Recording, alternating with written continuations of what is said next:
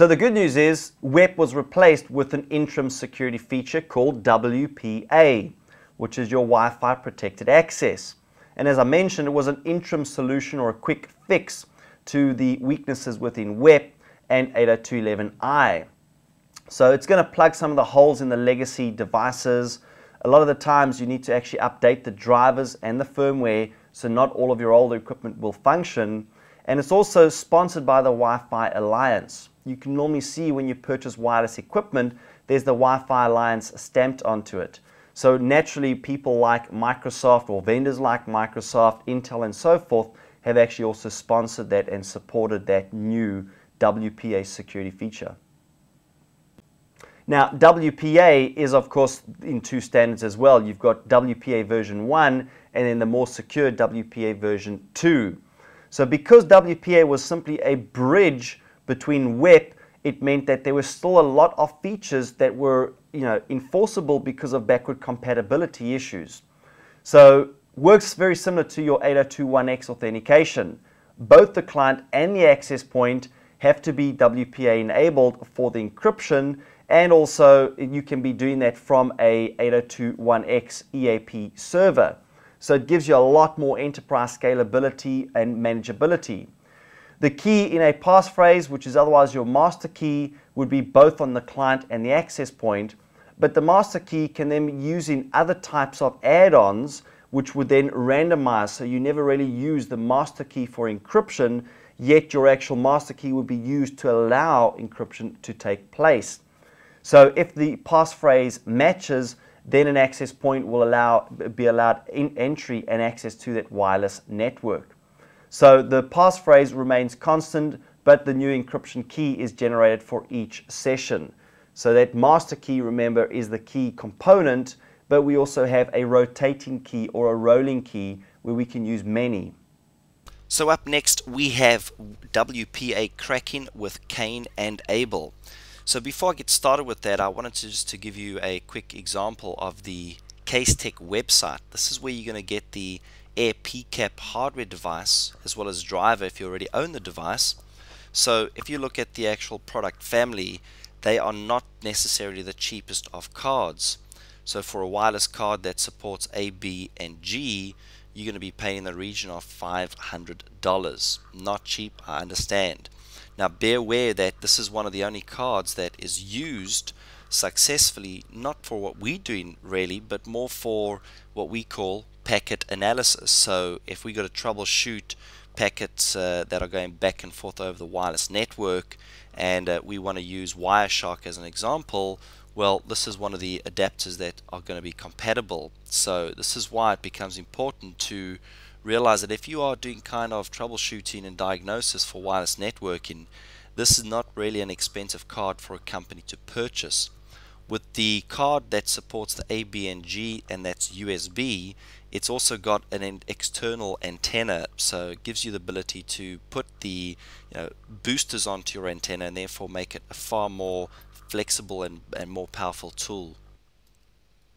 Now Casetech gives us example discount codes every now and then, so again remember to check into the portal, the learning management system, for any of the updated voucher codes or discount codes to purchase your card. So having just launched Cain and Abel, if we go along to the wireless tab, we effectively can use different types of adapters, but with regards to what we're going to do, the passive scanning, remember that actually requires that you use the Air PCAP card. So initially what I'm going to do is just set that to hop-in. I'm not worried about capturing any WEP IVs because we're going to be doing a WPA attack. So we will choose to send the pre-shared keys, the authentication packets that go back and forth, to the actual cracker. And in this instance, if I start the passive scan, I can go down to where I see the ASYS device, which is your access point. As you can see, it's supporting WPA and it's functioning on channel 11. So if I actually stop that, even though I'm doing a WPA attack, it's always good to lock into your channel, because that means you're not going to be listening to all the other noise that's actually out there. Now I could leave the TX rate at 22 megabits per second, The web injection, even though your WPA devices can effectively have a distributed denial of service attack or a denial of service attack, because with WPA, when you try and replay against the access point, it actually shuts down and restarts. So depends on what type of device you actually have. I could leave that open and we could try and cause a denial of service attack at the same time.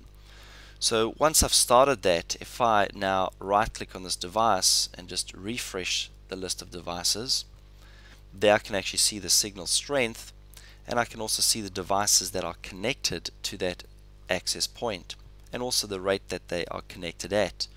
So I can see that this Apple computer is sending an array of packets, or at least it's sending a lot of packets, and at this point I could choose to de-auth either the actual Apple or all of the devices that are connected there. So at this moment in time, really what I want to do now is go to the Cracker tab and go all the way down to the bottom where I can see the WPA pre-shared key authentications going back and forth. So I am automatically choosing to send this. Also, if I look at the 802.11 captures, this is really depending on what types of attacks that I'm actually launching. But at this point, I will go back and let's just choose to remove that, go back to the wireless, stop that from taking place, and I'm not going to do the WP injection. I'll just leave it without the WP injection, but I will choose to send the WPA pre-share key authentication packets to the actual cracker. And so I start that up again, and at this moment in time, just to refresh that list, there's the device, there's the clients connected to it. You can see from the last little demonstration I did, the actual WP injection actually caused the Apple client to disconnect. It has come back now, but it did actually have to reconnect. So even though I do the actual de-auth again, we'll still do the de-auth, but it's not going to be replaying any WP packets, or in this instance at least ARP packets.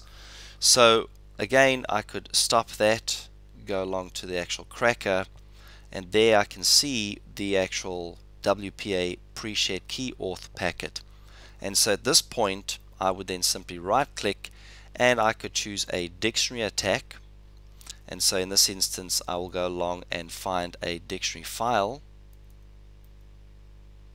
So we'll just choose to remove from the list, and then we'll add to the list, meaning we got to point to the actual word list that we want to use because this is a dictionary attack.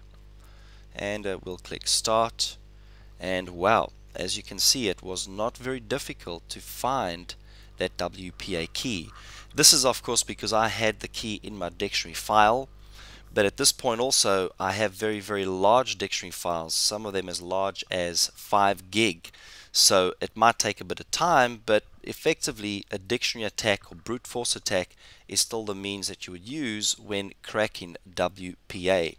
Everybody always seems to believe that with WPA they're pretty safe because it's using a much stronger encryption algorithm than what Wpa does.